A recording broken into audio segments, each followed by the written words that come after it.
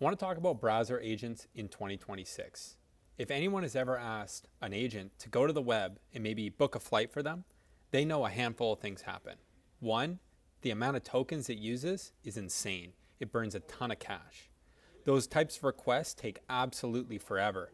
And if I ask it to do the same thing again tomorrow, it can't remember all the minute details that maybe it figured out the first time.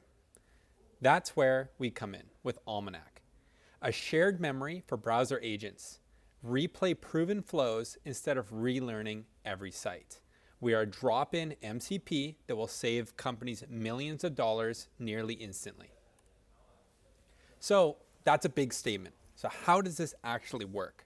Well, the first thing we need to do is we need to create a database of functionality on websites. We've relied on one of our partners, Nia, for creating that backend infrastructure. We created a discoverer agent. They take a simple request like figure out how to search on Google Flights. They will go through, look at each of the different inputs, look at the query parameters, and try and create an unstructured note of how these actually come together and work together on a website. Something that an agent would figure out when it was first given that task. Those notes are sent to our Almanac backend and stored inside of our Nia database that then will index all those different types of functionality.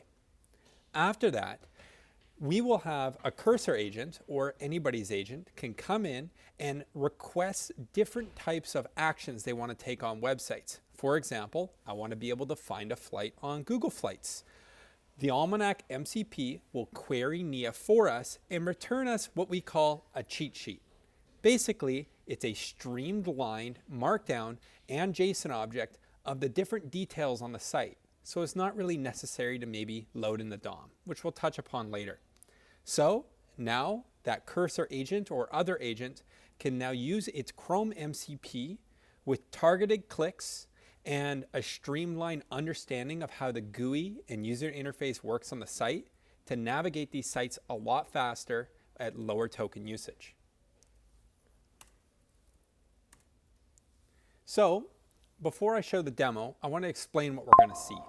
On the left side, we're going to see that we have a test without Almanac. This is simply just cursor agent CLI running with that prompt at the top. Navigate Google Flights and find flights from Vancouver to Beijing between May 22nd and June 1st. We're going to see it go to that site, we'll see its logs, and we'll see how long it actually takes as well. On the right side, we're going to see it with Almanac. What's going to happen is we're going to quickly see it call the Almanac MCP. It's going to get back that cheat sheet, which is going to look a lot like this recipe response here, which essentially is going to give them the instructions of how to navigate that site a lot faster than the option on the left. So let's take a look at this demo. I suggest looking at the right side because it's going to go quite quick. We can see that it got the recipe from the flight search and it already knew all the DOM elements to click instantly. It's never seen this site before. This is a fresh cursor agent instance. We can also see that the context window was barely used. We didn't have to load in the DOM. We didn't have to take any screenshots. We come back to the left here, which is actually running at 2 times speed. We can see that the agent is still trying to figure out how the site works, something that Discover agent cached into its cheat sheet long ago before we even ran this. We can see it trying to put in the different dates. It's not selecting the dates properly. It's fiddling around with the UI.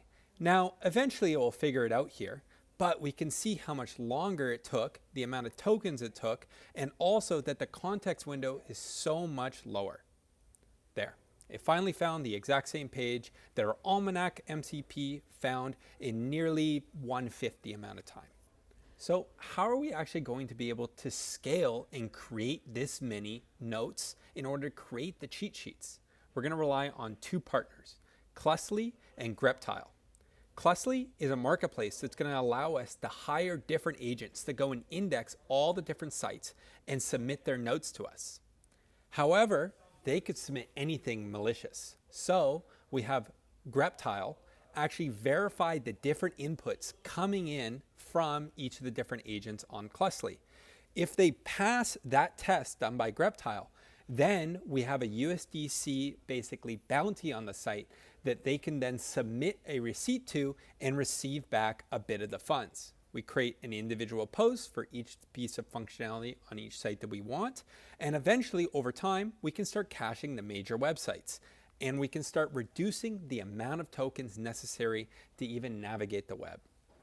If you would like to contribute to this, you can scan this QR code or type in the URL. You'll see that our first bounty is out on Closely to help us figure out how to make a cheat sheet that posts a tweet. If you want to just use the results, you can install the MCP server from that npm link, and you can view the source code at the GitHub link there. I appreciate you guys listening to my presentation. Thank you.